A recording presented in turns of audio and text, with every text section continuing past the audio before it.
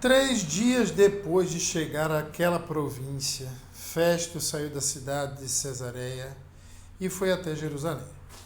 Os chefes dos sacerdotes e os líderes judeus apresentaram lá as suas acusações contra Paulo e pediram a Festo o favor de mandar trazer Paulo para Jerusalém.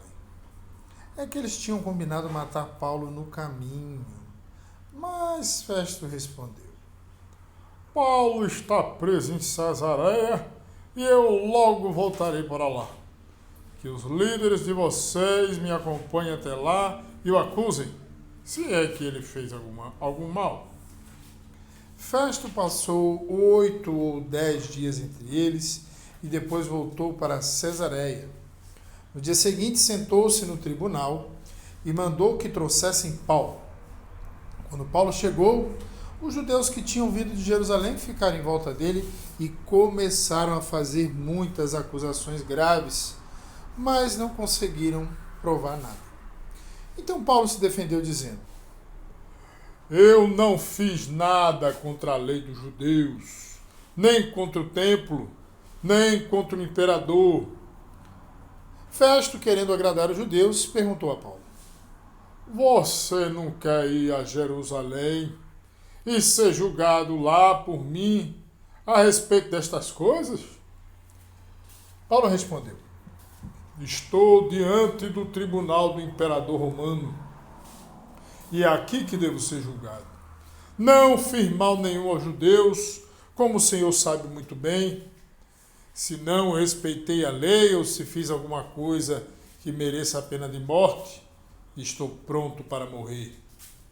Mas se o que dizem contra mim não é verdade, ninguém pode me entregar a eles. Portanto, apelo para o imperador. Então Festo, depois de conversar com os seus conselheiros, disse: Já que você apelou para o imperador, então irá para o imperador. Alguns dias depois, o rei Agripa e Berenice, sua irmã, chegaram a Cesareia para cumprimentar Festo. Quando já fazia alguns dias que eles estavam lá, Festo contou ao rei o caso de Paulo.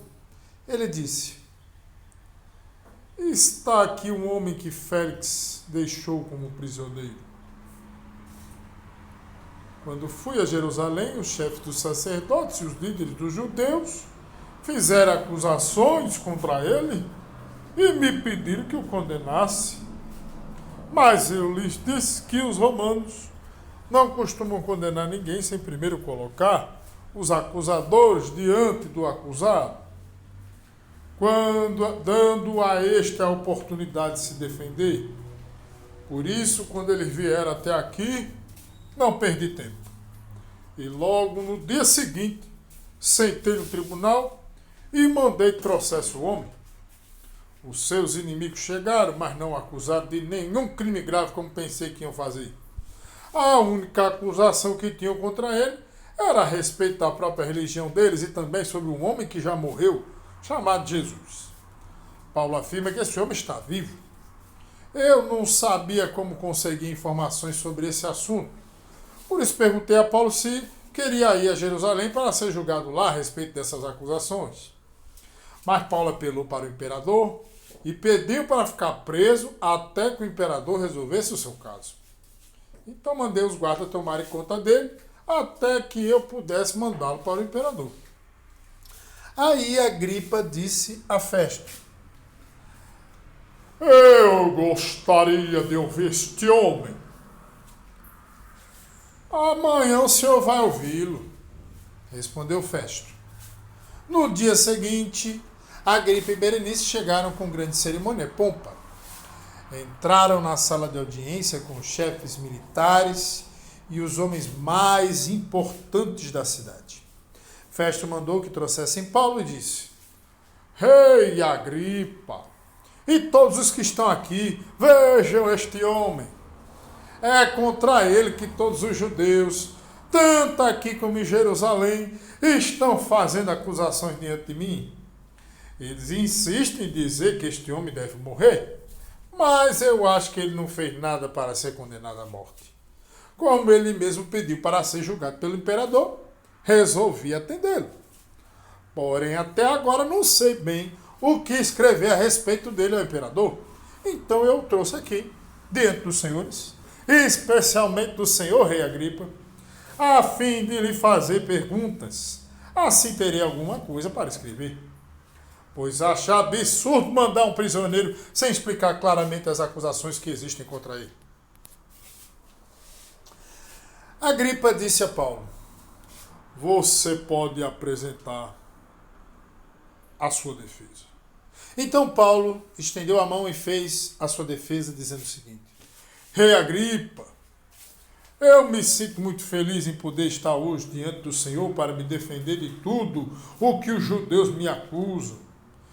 Especialmente feliz porque o Senhor conhece muito bem todos os costumes e questões dos judeus. Portanto, peço que o Senhor me escute com paciência. Todos os judeus sabem como tenho vivido no meio do meu povo, e também em Jerusalém, desde a minha juventude até hoje. Eles sempre souberam, e podem confirmar isso se quiserem, que desde o começo fui membro do partido dos fariseus, o mais rigoroso da nossa religião. E agora estou aqui sendo julgado porque tenho esperança na promessa que Deus fez aos nossos antepassados. Todas as tribos do nosso povo que adoram a Deus dia e noite também esperam ver o cumprimento dessa promessa. É por causa dessa esperança, ó Rei, que estou sendo acusado pelos judeus. Por que é que vocês, judeus, acham impossível crer que Deus ressuscita os mortos? E Paulo disse ainda: eu mesmo pensava que devia fazer tudo o que pudesse contra a causa de Jesus de Nazaré. E foi o que fiz em Jerusalém. Recebi a autorização dos chefes dos sacerdotes e prendi muitos seguidores de Jesus. Quando eram condenados à morte, eu também votava contra eles. Durante muito tempo eu os castiguei em todas as sinagogas e os forcei a negar a sua fé. Tinha tanto ódio deles que até fui a outras cidades para persegui-los. E Paulo continuou: foi por isso que viajei para a cidade de Damasco, levando autorização e ordens dos chefes dos sacerdotes. Mas aconteceu, ó Rei, que na estrada, ao meio-dia, veio do céu uma luz mais brilhante do que o sol, a qual brilhou em volta de mim e dos homens que estavam viajando comigo. Todos nós caímos no chão, e eu ouvi uma voz me dizer em hebraico: Saulo, Saulo, por que você me persegue? Não adianta você se voltar contra mim. Então perguntei: quem é o Senhor? E o Senhor respondeu: eu sou Jesus, aquele que você persegue. Mas levante-se e fique de pé. Eu apareci a você para escolher como meu servo, a fim de que você conte aos outros o que viu hoje e anuncie o que vou lhe mostrar depois. Vou livrar você dos judeus e também dos não-judeus, a quem vou enviá-lo. Você vai abrir os olhos deles, a fim de que eles saiam da escuridão para a luz e do poder de Satanás para Deus. Então, por meio da fé em mim, eles serão perdoados dos seus pecados e passarão a ser parte do povo escolhido de Deus. E Paulo terminou dizendo: portanto, ó Rei Agripa, eu não desobedeci à visão que veio do céu. Anunciei a mensagem primeiro em Damasco e depois em Jerusalém, em toda a região da Judéia e entre os não-judeus.